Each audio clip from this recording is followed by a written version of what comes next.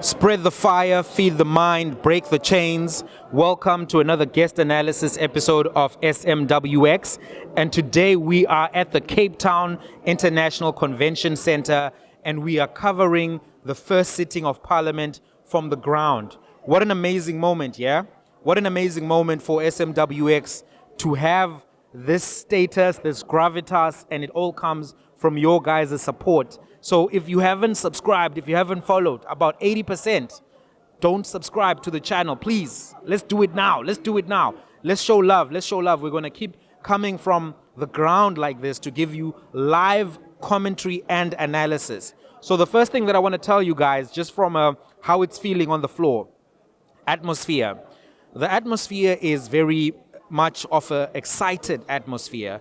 People are energetic. People are excited. It's a new administration. It's a new parliament. It's like first day of school, man. It's like first day of school. People are getting their paperwork. They're getting their bags. They're signing their oaths. It's all electric, right? And some people are frustrated already, but mostly everyone is excited for another round, another administration. And it's hope, it's opportunity, it's chaos, klangin. It's all mixed together in one. That's where things stand right now. So that's an atmosphere thing. Let's now have a conversation about the challenge that this parliament in particular is facing. The challenge that this parliament in particular is facing is that there are some parties that are already airing grievances and unhappiness at the coalition process and the negotiations around some form of a coalition. So what we saw earlier today is that the Economic Freedom Fighters, UDM, ATM, and other parties who have formed what they call a progressive caucus have raised some issues around being locked out or not consulted in a coalition process. Now, at a principal level, they are representatives of the public. They are representatives of the people of South Africa. They have a vote share as well. Whether you have 1%, 0.5%, 10%, you have been given a mandate by those people to represent them and their interests. So if there is a government of national unity that is being formed, it does become imperative for people's interests to be accommodated and people who are representing those interests to be listened to. Having a process that continues without all parties being given space is something that could lead to criticisms that become stronger down the road. So the Progressive Caucus is raising those issues and their concerns. Number two, we have some missing members of parliament who are not showing up today because they have issues as well, and that is the MK party. I always say this at the beginning. Whatever you think about the MK party, we should not negate or erase that they represent 2.3 million South Africans who gave them a mandate to be part of the National Assembly, to be part of the making of the laws, to be part of the oversight of the executive. They have a mandate from the voters. It's not helpful in discourse to demonize voters, to demonize particular political parties. And we've seen that happening a little bit on both sides. People who are calling each other the enemy. That doesn't help the conversation, whether it is done by the EFF or done by the Democratic Alliance. Anyway, they're not in the House today.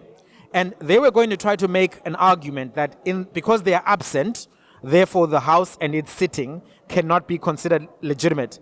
I don't think that will be something that will make constitutional muster. I don't think that's something that will be considered as being constitutionally valid by constitutional thinkers, by the Constitutional Court, if you will. But MK's absence does show that this is not Parliament as usual.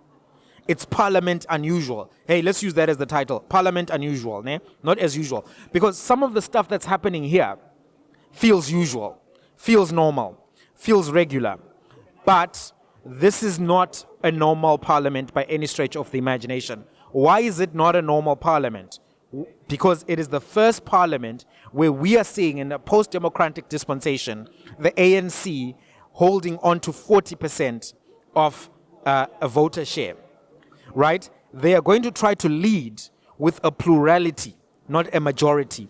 And that introduces various factors and combinations that we haven't seen thus far. right? Those things are going to be things that we have to look out for in the passing of legislation, in the selection of ministers for cabinet positions, in the selection of chairpersons of committee, as well as in key roles like speaker and deputy speaker. All of those things lead to a parliament unusual. So today, we know that we're going to watch the swearing in. That's already going on. And as you can see, we've got MPs walking up, down, left, right, and center.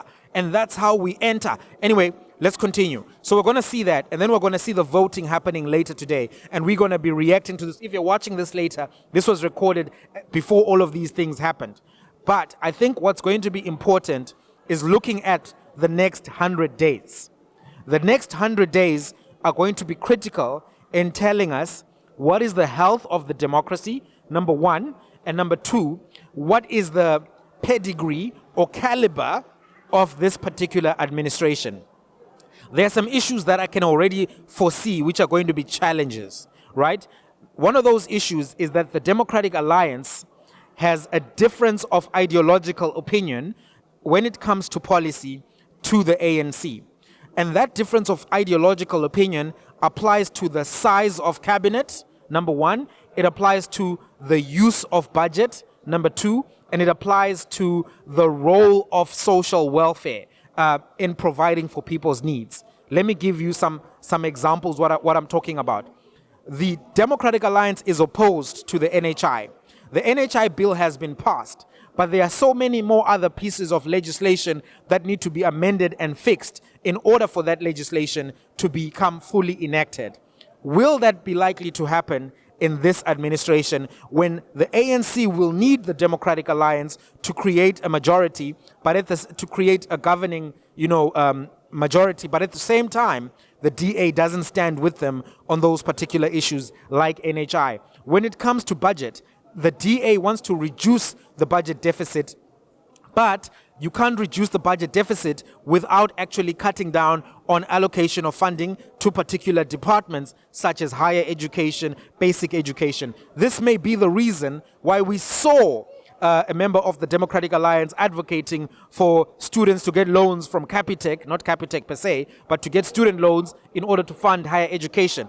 We already know the problems that are caused by taking student loans at market interest rates to fund higher education. It blocks the middle class and those who become the middle class from upward mobility because they have to spend all of this time paying these loans. So one of the things that we're going to have to really deal with is this ideological difference, as well as the clashes of ego and personality. I really think that President Ramaphosa is going to have a difficult time working with John Steenhuisen long term. I really think he's going to have a difficult time working with Helen Zille long term. And let's not forget that in the situation that we have right now, the ANC in and of itself is not united. So they're sitting on 40%. But if we were to split the factions in that 40%, I think we'd find that there are some factions which are not going to be fully in favor of everything that's going to happen in this administration. So there's vulnerability within the ANC, there's vulnerability within the coalition, and we have to really monitor the next 100 days. So actually next 99, because we're going to count this as day one. This is day one of Parliament Unusual. So stay tuned to SMWX. We're going to be trying to give you as much analysis today as possible, but in the coming days as well. Till the next one. Aye, yeah.